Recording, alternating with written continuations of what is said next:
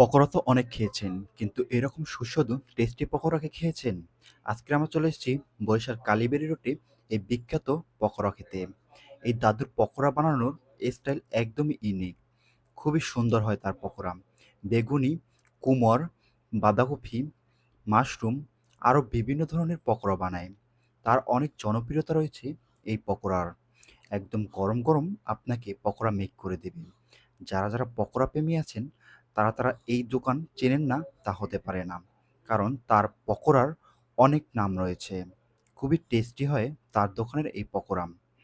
আমি ছোট থেকেই তার দোকানের পকোড়া খেতে আসতাম। এখন আর ওই রকম না আসা হলেও অনেক দিন পর আসলাম।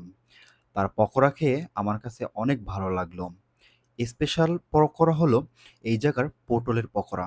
পটলের পকোড়ার ভিতরে একটি স্পেশাল সিক্রেট মসলা দিয়ে পকোড়াটি তৈরি করে। আমার কাছে অনেক ভালো লেগেছে।